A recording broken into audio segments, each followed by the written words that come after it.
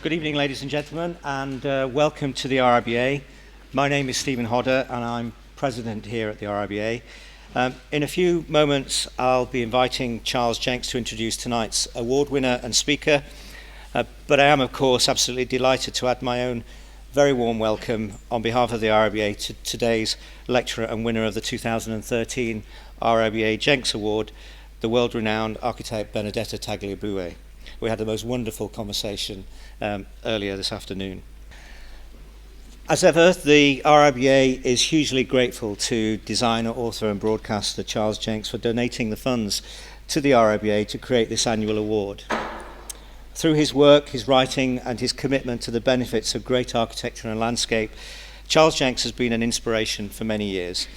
And as ever, Charles, I'd like to thank you all you do for the Institute in Architecture.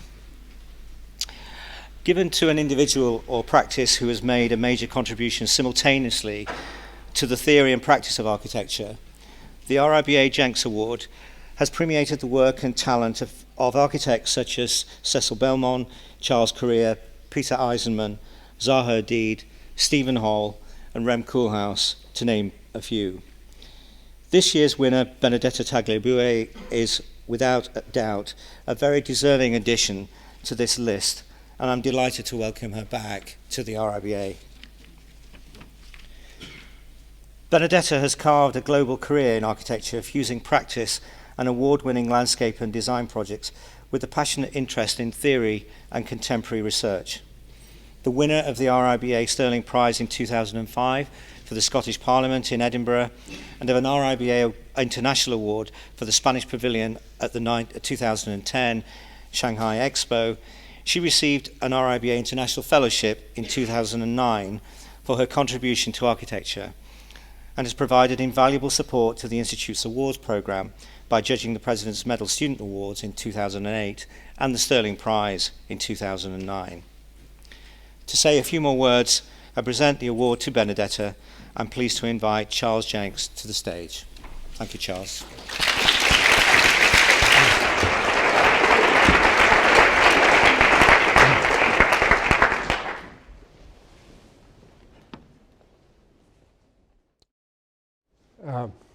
Good evening, ladies and gentlemen. I'm very happy tonight to give the award to Benedetta from Barcelona. Benedetta, will you come up on the stage? And I can hand you a plaque. I've handed her a check earlier. You'll have to. You'll have to tell the audience. You get more than just something to hang on your dentist's wall. Anyway, I'm very pleased that you've won the award this year.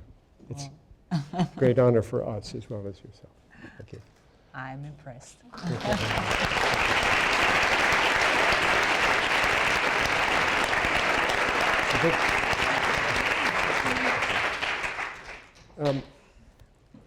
I wanted to say a few words about the award in general and this year's winner.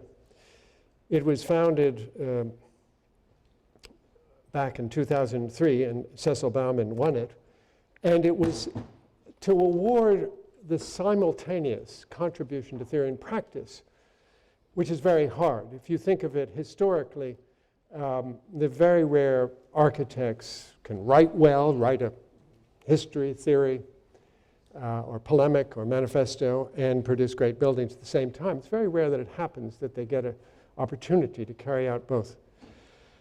But at the same time, it's quite apparent that great architects, and all architects for that matter, are inspired by theory broadly considered.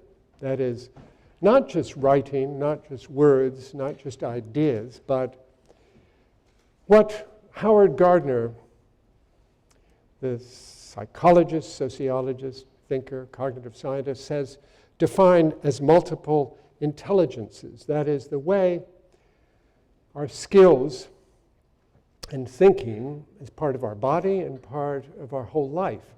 In a broader sense, then, theory can be considered, as it's thought in cognitive science, one of the multiple intelligences we have and develop. And architects are empowered by having these things outside architecture, these kernels or acorns or seeds of inspiration, which they look after, which they nurse sometime like artists, and which inspire them.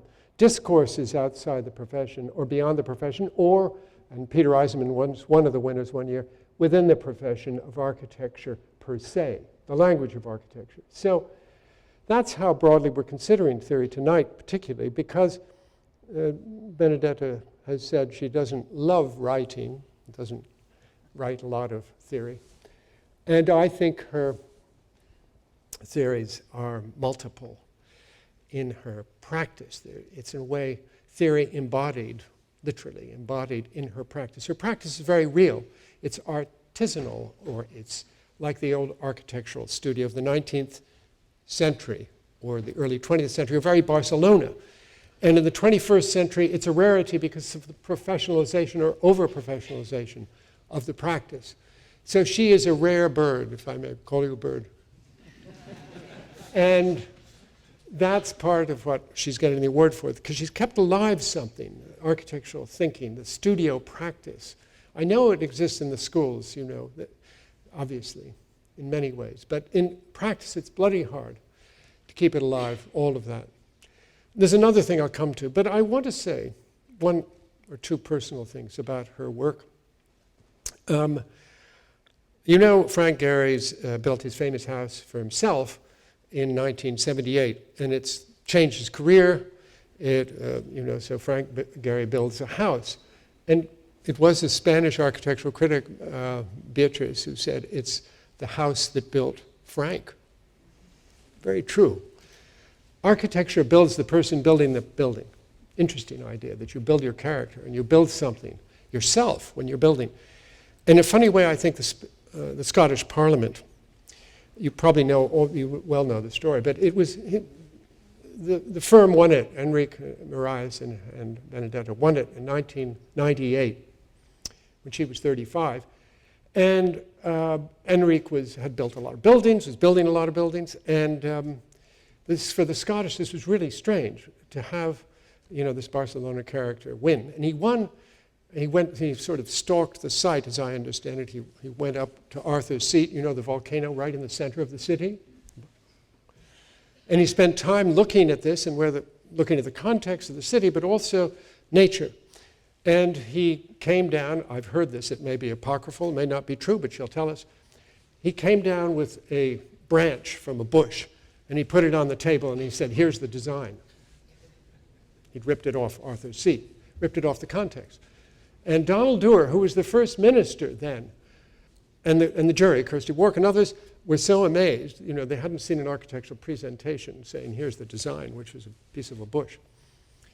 And then he explained, why the building was growing out of the site and how it was related to the ground, the seat, the Arthur's Seat, the incredible volcano, this nature, and so on. And he went on like that. And interestingly, people don't point out, but I know because I've written on the building, 60% of it is underground. It's a landform. It's a really interesting relation to nature and culture. I mean, it's a mediating building. And he called it a gathering place, and of course, that became the cliche for the next 10 years about all Scottish politics, a gathering place. Anyway, in 2000, Enrique died, very sudden, well, protractedly, but died. And also Donald Dewar died, I guess, soon after.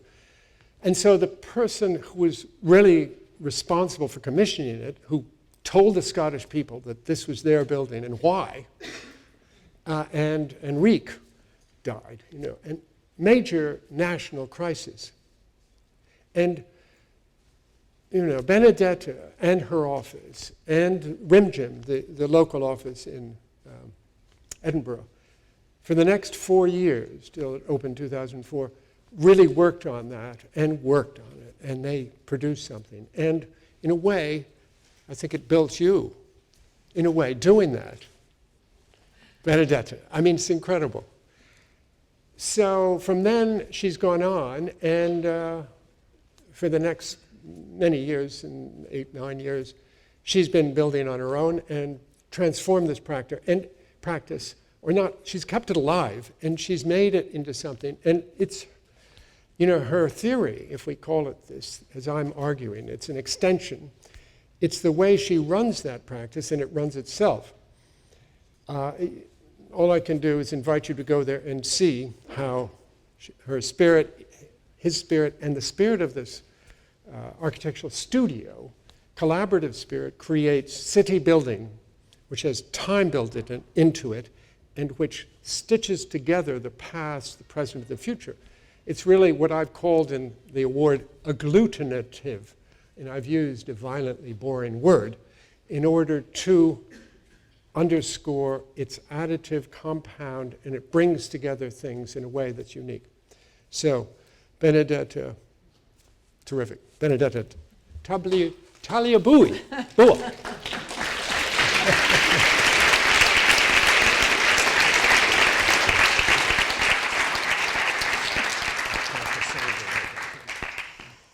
So, thank you, Charles. Really, I'm very nervous today, I have to say. I have to say this morning I woke up at 5, which is very strange for me. And of course, this of giving a lecture and receiving a prize because of practice, but also theory, was making me think, my God, what is the theory? And then I know I can only explain what we are doing as explaining stories. No, in a way, it's a series of stories. What we are doing in our office, and it's a story what I still live now. And the story probably started when I met Enrique, and maybe when we found this house and we started to work in it, and we said, oh, this is a project that we will never show to anybody because it's not even designed. It's just something that we were discovering and we were doing little by little. And then we realized it was the most published project we ever had. But maybe this was really also teaching us. It was a way of making architecture without really thinking, by doing little gesture. And then we had the opportunity to apply it somehow in other buildings. Well, our house is really next to the Market Santa Caterina. When I explain what we have done for the neighborhood and the market, I always say that we have done only an egoistic act, because we wanted our market to be better, we wanted our neighborhood to be better, we wanted to live better. And in fact, we did a really great effort. I think it's important to act in a piece of a city or a neighborhood when you are part of it. No, it's kind of different. You really feel responsible, and you really feel that you're doing something watched by everybody. So this was the situation. We were living in a place which was destroyed not so long ago, in the 30s, to make this kind of big avenue, the modernization. The market is here, you see, in the middle of the housing. And now we had this half opening, and we were asked by the city to redesign this old building. And we were watching at the city before doing anything, in order to understand what the place was asking, what we had to do, because we were not clear. I think this project was really a project which we didn't have in mind at all at the beginning. It was only a kind of accepting the situation, looking at the situation, making a lot of documents like this one. For example, saying, oh, it's incredible. When you go in the market, then finally you have a piece of sky. This was very, very incredible, because in the old city, you never see the sky. And also we were thinking maybe if we have to redesign the old city, it would be important to redesign it little by little, fragments which are touching the existing, destruction which are not total. And we were producing a lot of material, which was not totally theoretic, but which had a very simple theory behind, trying of making a small intervention, touching the old city, and transforming it little by little.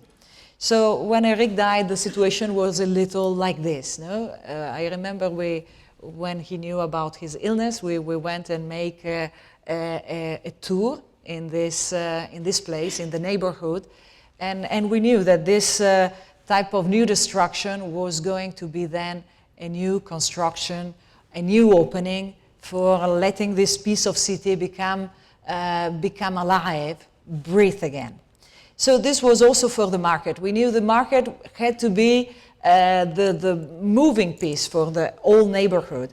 And we did also the same game, like maintain pieces, but try to make this breathe, come out of the perimeter, come into the city, arrive in a form of a big roof or colors, arrive into the city and influence it and make it present to everybody.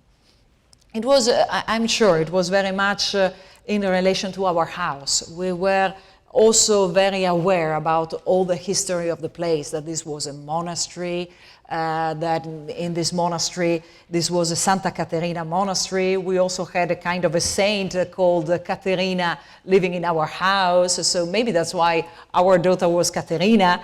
And this was a very, very personal story, becoming a public building for everybody. And then at a certain moment, this story, which was a history that we could only design in retracing the old maps, started to become alive. No? By this excavation, the archaeology started to become present. And we had this incredible moment, which Rick was explaining a lot about past being present. And when you're working on an historical building, you are just working on the present, of the presence of the things on site. And so in this moment, Santa Caterina was really mixing, no? Mixing with the history, mixing with the new site, with the new construction material, and we had the feeling, I always had the feeling, that we were doing something like a continuation of the building which was already there, no? Of the series of buildings which were there, the monastery, the market, and then we were only trying to make a market which was breathing, which had a beautiful roof on top, a roof which will permit no pillars in the inside. And in order to do so, we had to employ big structures and fantastic artisans who at the time were still very, very present in Spain and were able to really build piece by piece this very complex structure of the beams and of the wooden beams, and then at the end also of the ceramic which was on top of the roof. The ceramic, it was kind of a game at the beginning. No? We were thinking, oh, let's put this fantastic color that you find when you go inside the market in the outside for the city. And then we started to believe it, and we started to make this big salad become true. And it's really salad and fruits and what you usually find in a smaller scale inside the market, which was then arriving on top of this roof. And this was done thanks to a fantastic artisan who is still really managing the ceramic skills and was able to bring this incredible color arriving into the city, being visible and announcing the new opening, which is now happening in the quarter of Santa Caterina. So now the building is and the city is really starting to be alive. You need a time to have buildings really acting in the city. But I think now the piece of city is really changed. You know, this is the market which is working and where I buy nearly daily for fresh food. And around is the complexity of the city, where the housing and with the piazzas which are covering the archaeologies, which are still there, covered but visible, and visible in the middle of the people who is moving, going shopping for fresh food. And I always like to show these photographs. The surrounding here, the neighborhood, was a very dangerous one. But now, maybe with a big public space, with a good public space, you have the possibility to do a kind of a better place for new generations, where friendships and good feelings could arise. So this was the story which I think was so important for us, very, very important. This is a moment where we were under construction, and I had one of the many friends which were helping me after Eric's death, Bigas Luna, who was filming Santa Caterina and was making a small film, a small story about this building, which was not finished yet. So he was believing in it before it was totally finished. And I think we have to go fast, because I put too many things. I didn't know how to explain the theory, so I put nearly all the projects. So it's a normal lecture, as the usual one that I do. Our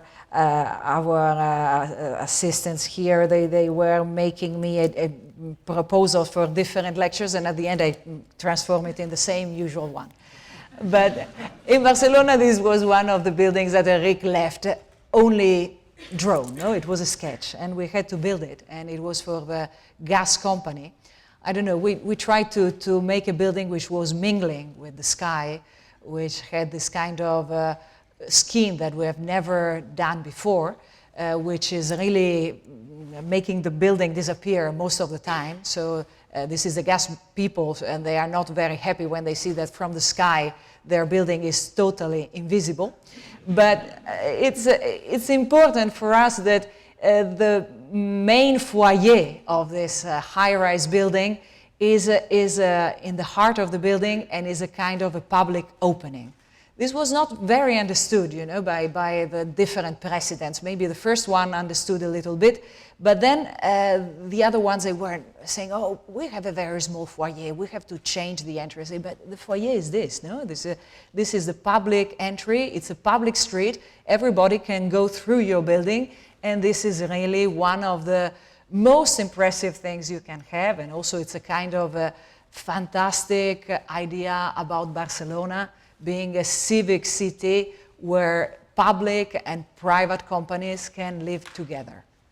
So this was one of the stories, and now the private company is very proud about their building, and they always put it into every publicity or every kind of announcement they make about their company. And this was also one of the projects we started with Eric, and it was he didn't see the end of it. But we were playing also in this park with piazzas and squares. Part of the piazzas here are really pavimentation of our own studio that we reproduced and made gigantic.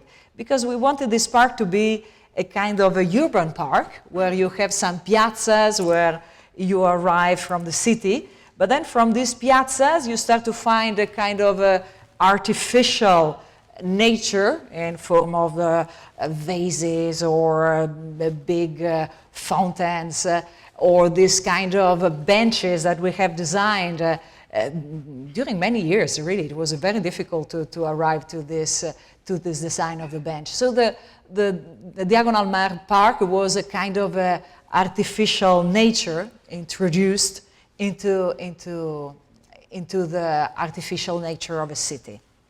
And This was a big campus we were designing on top of a mountain in the north of Spain, Vigo. And here also it was very important to have this mingling the buildings together with the nature, and also to transform the nature. No? The transformation was mutual, was the building, but also the landscape was getting different in order to make the mountain be more friendly, be more open to people, so that everybody could go there and find a meeting place where all the sports or shopping centers will be here.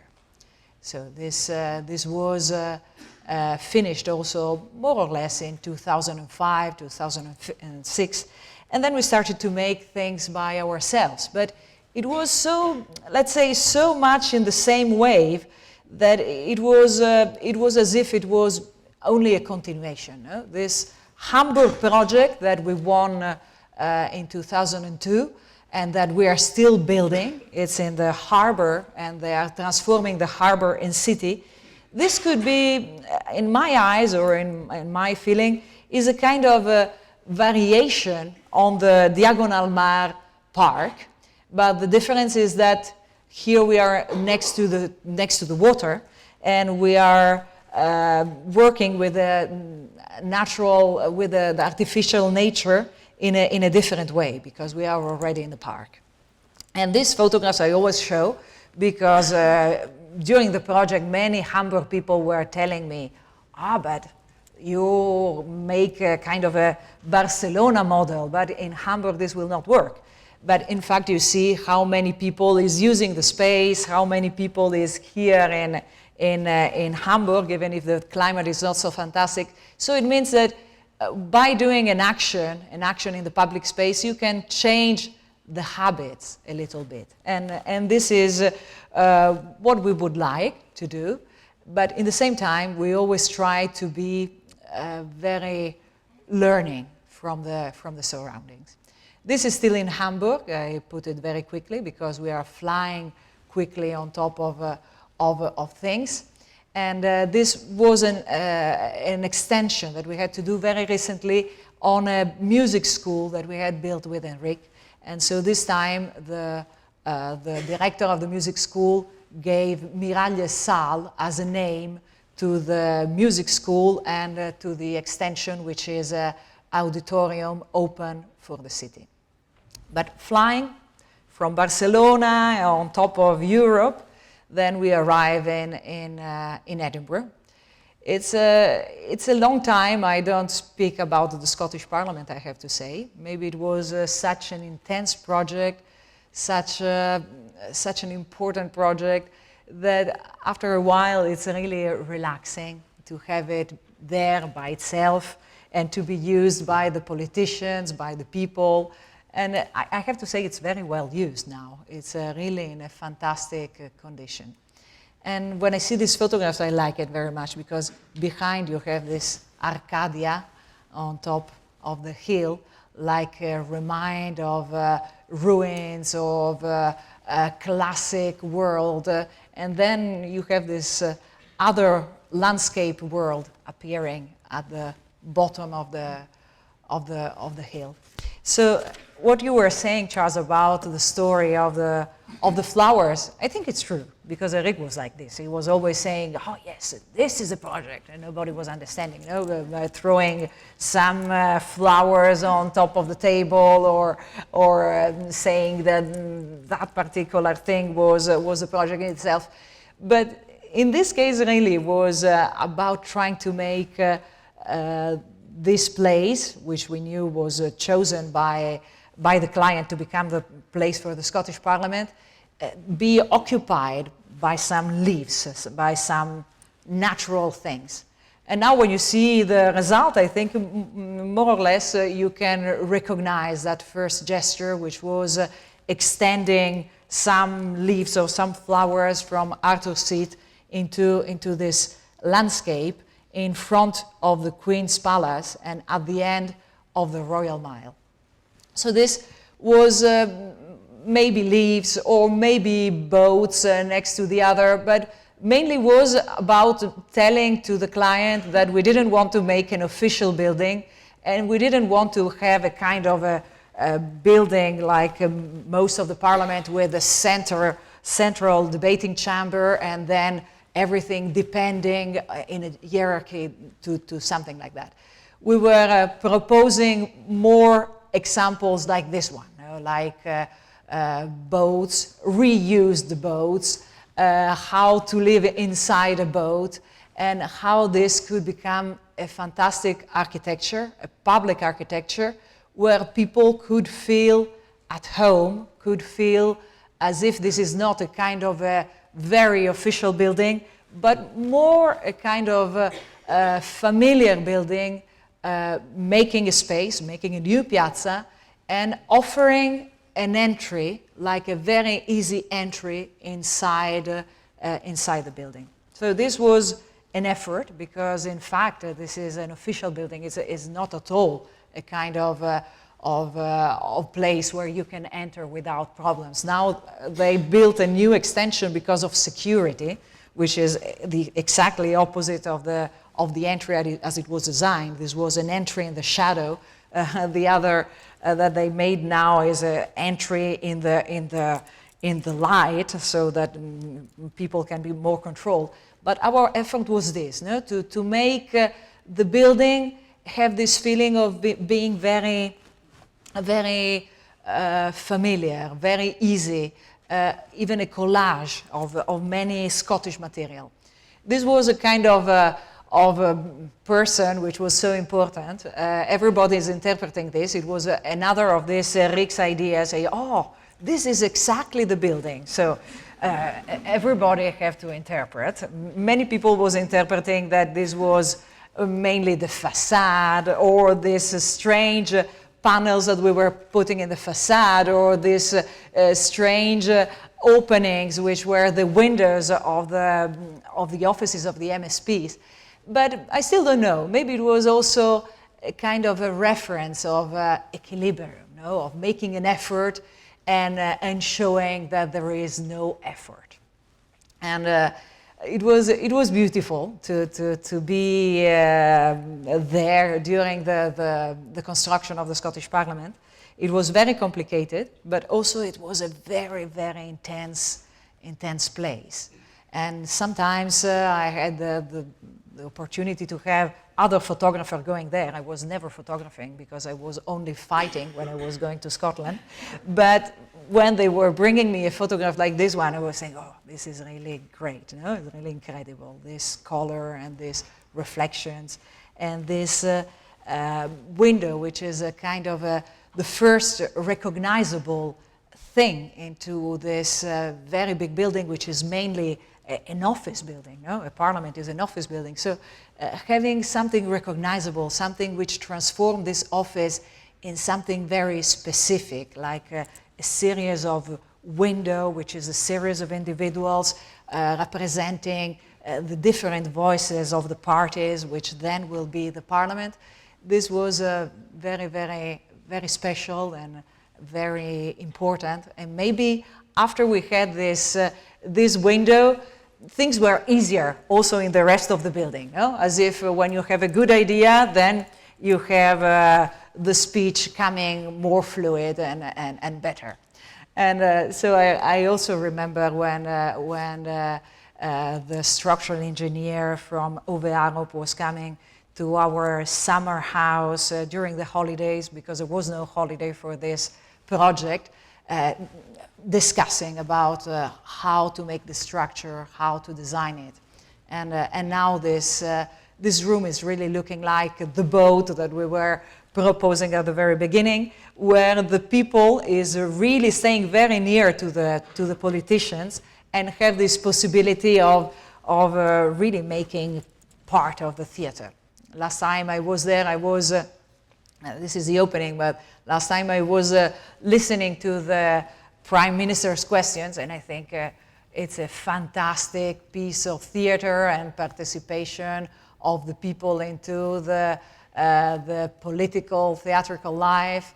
And I really learned a lot in this building, about also how the ritual can be part of a building, and how to try to make the ritual a little less stiff.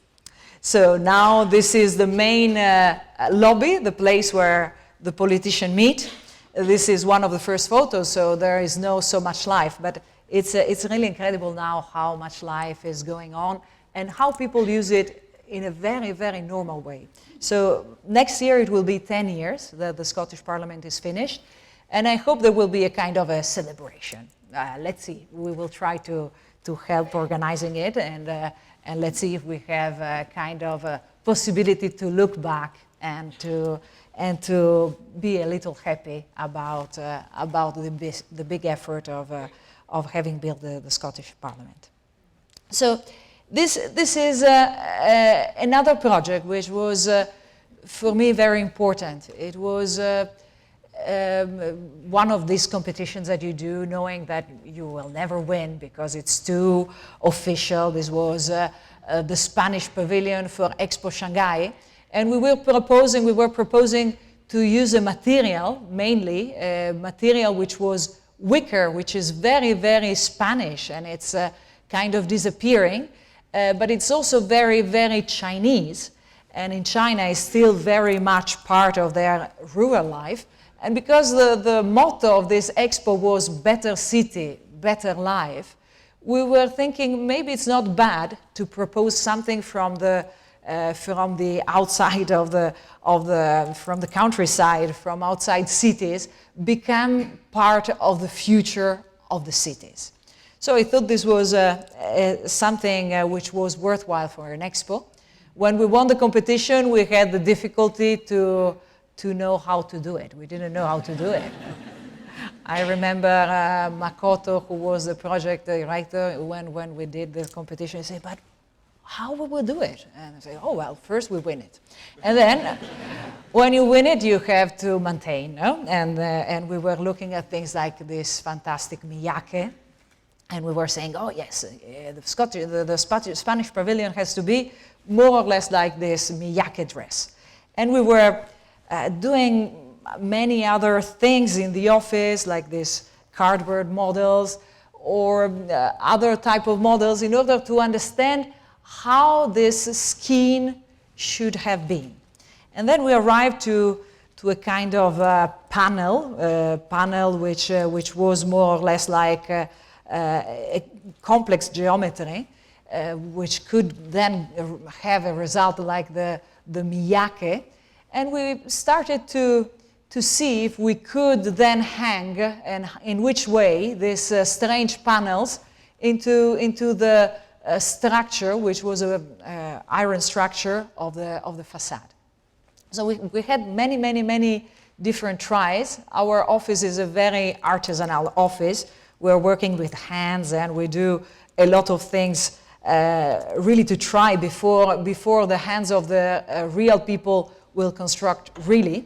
And we were trying to see if the things would work by doing this kind of small models before, and then trying to be living in it.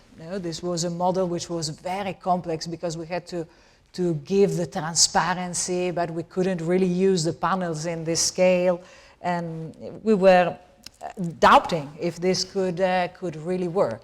But you go on and you try in this experimental way. And also we were trying to include more. The different colors of wicker could make writing appear. And we wanted this building to become a kind of a big calligraphy. This is a friend, a Chinese friend, who was writing me beautiful phrases or beautiful symbols. Most of them I don't recognize, but then because we don't recognize them, we cut them in somehow and we put it on top of on the facade. And this was the facade that we were proposing for the different panels. So we could use dark wicker or light wicker in order to make this big drawing that then would go away. And this is the flow of people into the plan of this building, which since the beginning was a kind of a building which was born more on a model than on the plan. And then the construction was really fantastic, because we could see that not only Wicker was a knowledge that we were sharing with China. We didn't know at the time nothing about China. At the beginning, we were even thinking maybe we will have to transport the structure, and then we realized how ridiculous we were. They are absolutely fantastic and very skillful, and also they have this hand capacity, hand skills, and also this habits of sleeping in the place, for example. And so we had this possibility of designing the structure in Spain and making it built in China with no difficulty, or designing the wicker panels in Spain. We actually sent some prototypes, and then there was no difficulty for the artisans who usually worked for the country tools to reproduce these pieces. And they were kind of very, very proud, because they knew that these pieces now were not going in an anonymous countryside, but they would go in the expo, which for China was incredibly important, and they will become material for a construction. So it was really joyful to see how artisans were reacting to what they were building. In the beginning, they were saying, "Oh, what do you do with so many beds?" But they were not beds, and when we put them, in fact, on top of the structure, a strange animal appeared, and it was fantastic, and in the same time, it was absolutely scary. And we didn't know how Chinese people would react in front of this. But they are very curious, and in a way I am discovering that China is the real cosmopolitan place. They are very open to everything. I mean, they have so vast a territory, so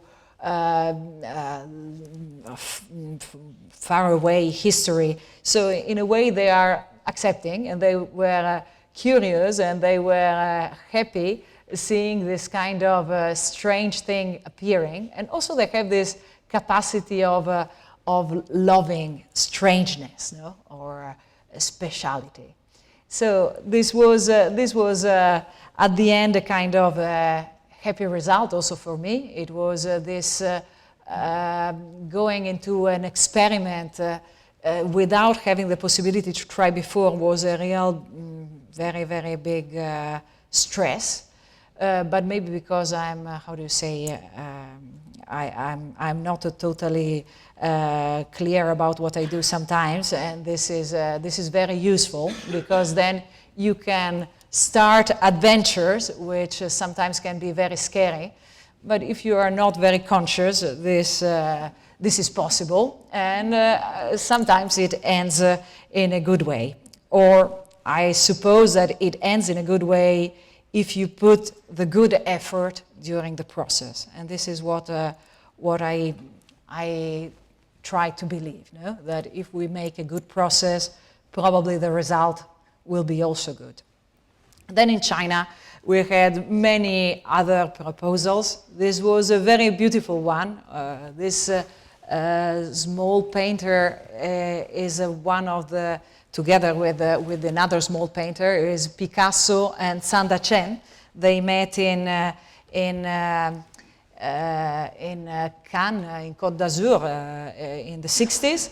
And Sanda Chen now is one of the most valid, most, how do you say, quoted painter in the world.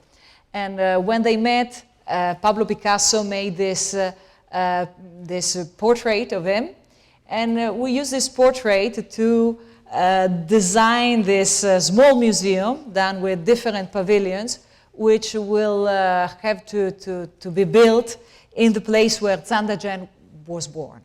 So this was a special, beautiful project. In China, this is considered like nothing, because 3,000 square meters, I say, oh, it's so small.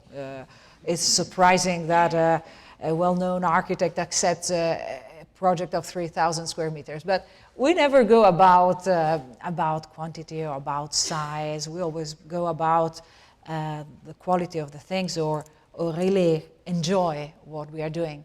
And this project is really making us enjoy very much. No? This is in Sichuan.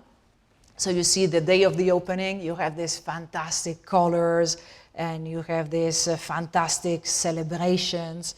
Also the nature is very, very special. But also the story of Zhanda Chen himself, who was running away from China in 1949 and had 16 children around the world.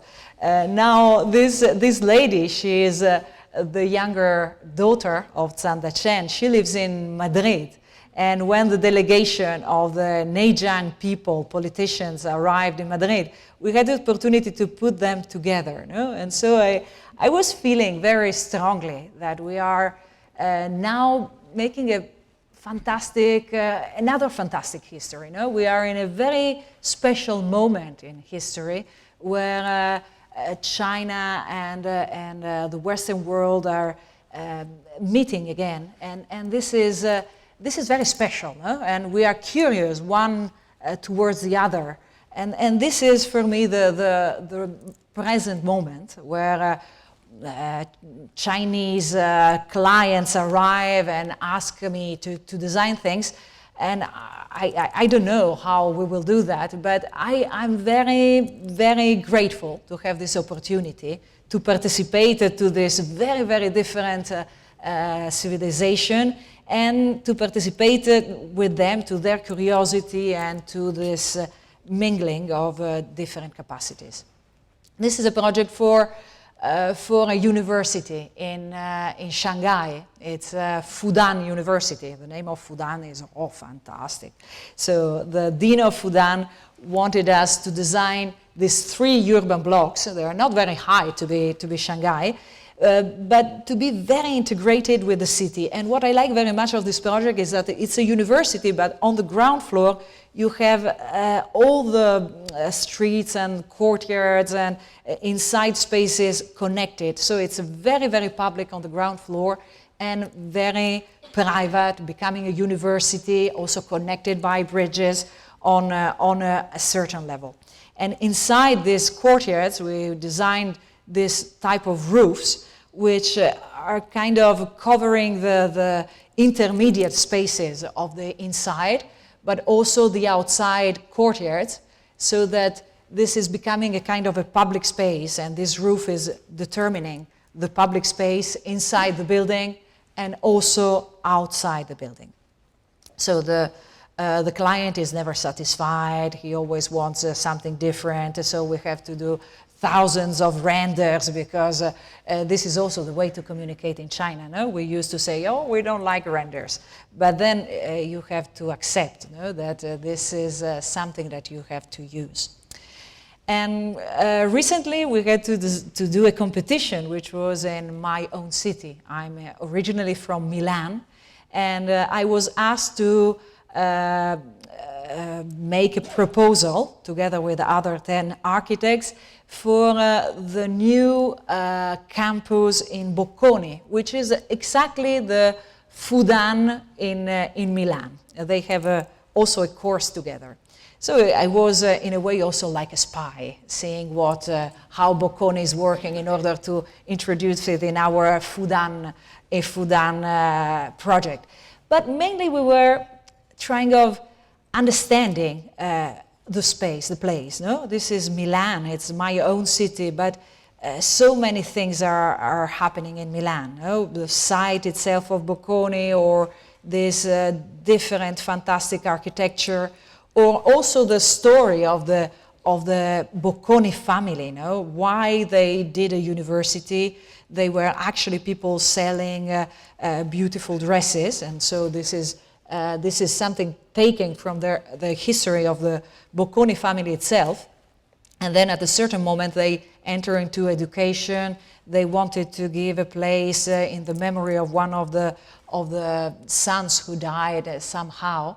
And this collage, to me, were so evident that I really thought this is the plan, no? And we really started to believe that this was a plan, and we had then the difficulty to transform that collage into a model, into an architecture which was not denying what we were trying to do with the collage. So we were going together with a collage and this kind of cardboard model, and the cardboard model also we had it next to us doing another project for Shenzhen, for a tower in Shenzhen. So we were mixing, the things and say, oh, this type of pergola also could arrive here and could be very special and could be another Milano gallery, a big gallery for the university. So we were little by little transforming this collage, this series of material into something more understandable that you can explain to the jury and that has a kind of a sense. And here I present this because it was also another great story. It was a beautiful opportunity. I don't know why it happened to me, but someone came in Barcelona looking for an architect because they wanted an architect to design a set for Merce Cunningham. So Merce Cunningham, I didn't even know if he was alive at the time. No, he was alive. He was nearly 90. He was still really enjoying watching at the dances, and you can see very well in this photograph that I love, no, the joy in his eyes. And they asked me to design in this very specific Cunningham or Cage way a set for not only for the dances, but also for the musician that this time had to be on stage together with the dancers. So this was supposed to be open on the 90th birthday of Cunningham, and we were thinking that the best present for him would be to have an object which would remind a piece of crystal, a piece of crystal rock. So the first time I went and presented in New York to Cunningham, he was very attentive. No? I bought this beautiful bowl, which is a plastic bowl in the MoMA, and maybe Cunningham didn't know very much what to think.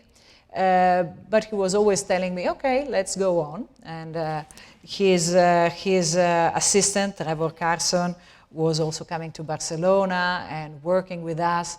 And we were developing very fast, because we didn't have very much time, this kind of rock, piece of crystal rock, into an actual architecture which could be built and could host more than 10 musicians with their instruments, and also a dancer.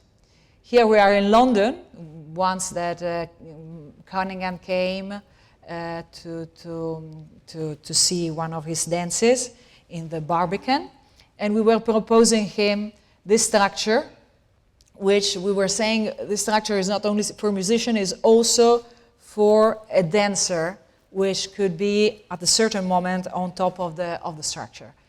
And he was really considering, and then he said, if you promise me that the structure will not move too much, and that is not dangerous, and the dancer will not be scared, then I will do that. You give me the size of the place, and I will put a dancer on a different level.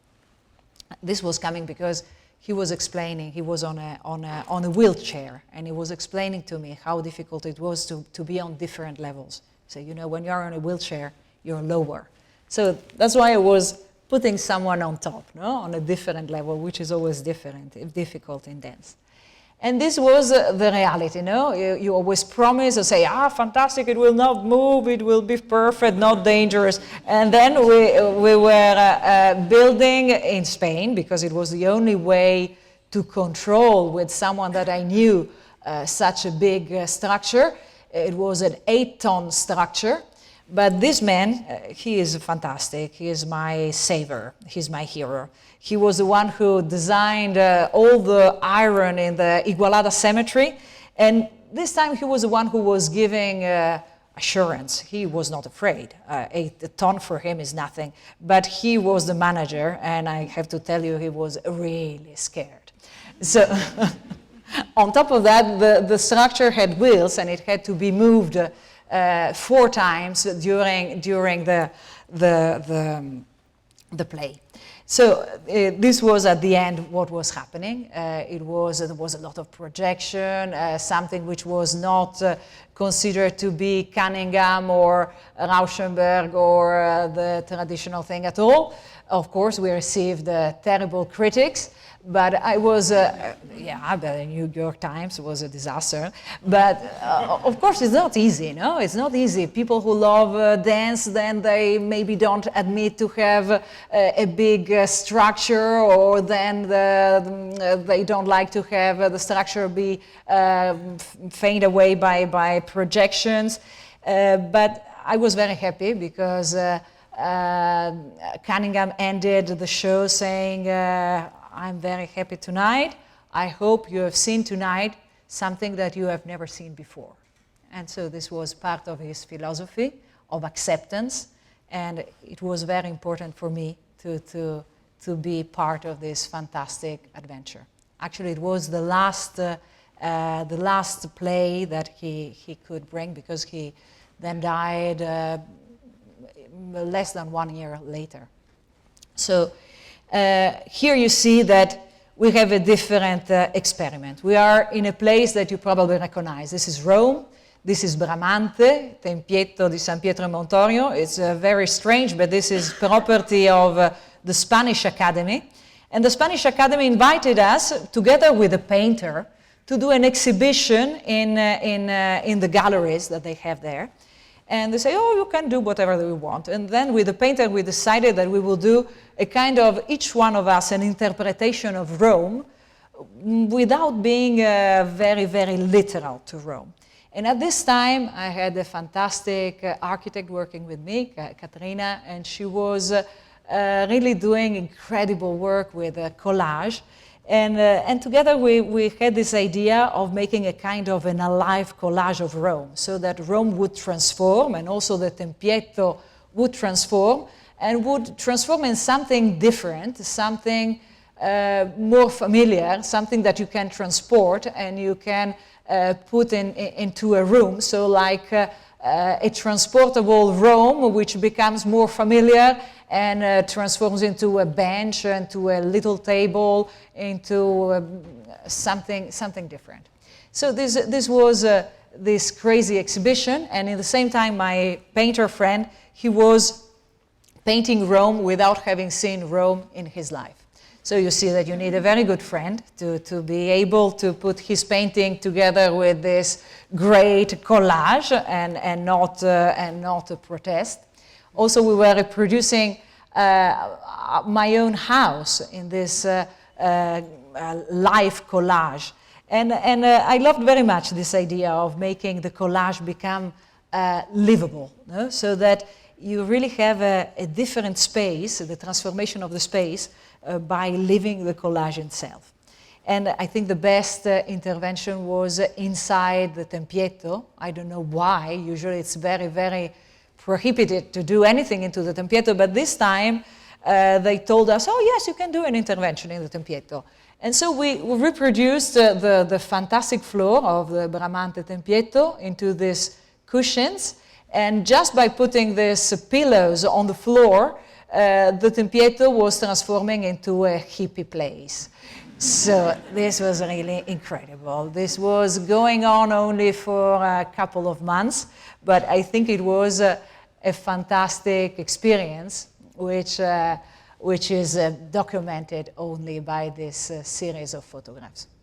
So I don't know, I don't control the time, but I go very fast. This was one of the competitions we did. We did a very big effort to also win the Italian pavilion in the Milan Expo that we will have in 2015. I think it was a good idea. No? It was an idea about this cupolas, and it's a double cupola, and there were many different cupolas which would be built by collective architects, and making a fantastic variation on Buckminster Fuller's idea. And we got the second prize, but now we are still talking with the Expo in Milan to maintain at least this idea of collaborating with a collective of young architects, reproducing different cupolas, which then will go in other places in Italy or in the world. So that really, you see here, these are the different cupolas. And let's see if Expo Milan is open enough to accept this kind of proposal.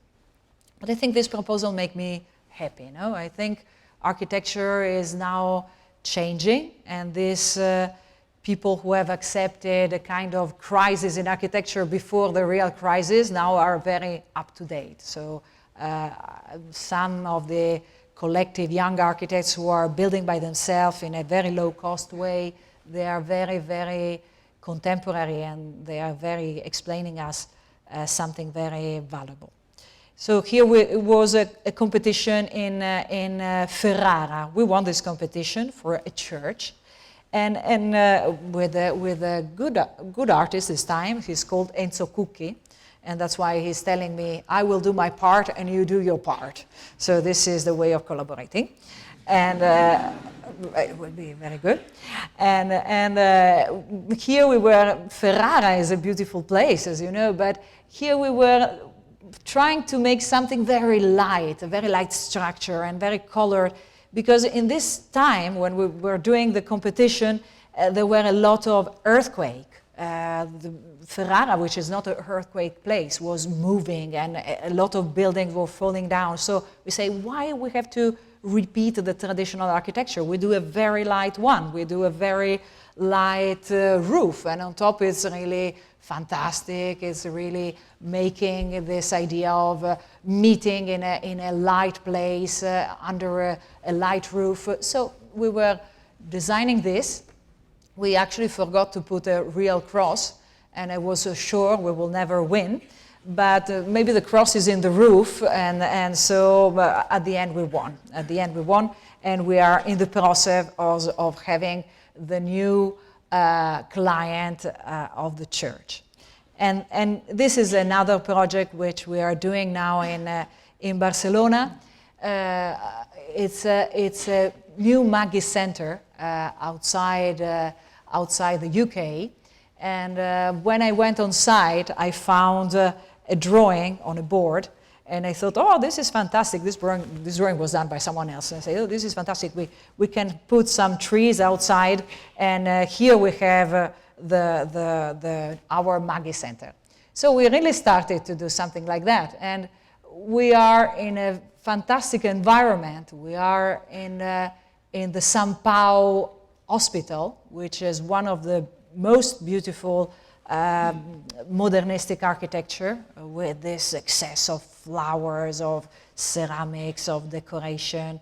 And we were mixing this São Paulo ceramic with the real nature, and we are now designing a Maggie Center, which is a mix with gardens and courtyards and vegetations and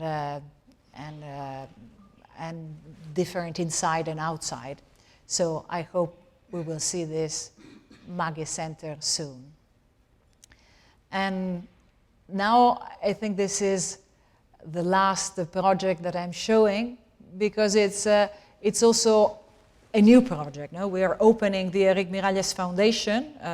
We started all of these projects with Eric next to us as an author or as a defensor, But now I think we have to separate and look back. And we opened this foundation with Oriol Boigas, Moshe Mostafavi, who was supporting, and of course Rafael Moneo and Elias Torres. And it's a very small place underneath our office.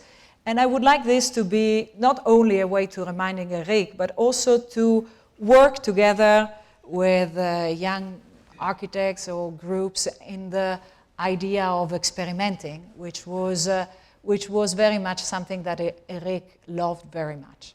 So we started with this exhibition, which was a remake of a Harvard exhibition of '93.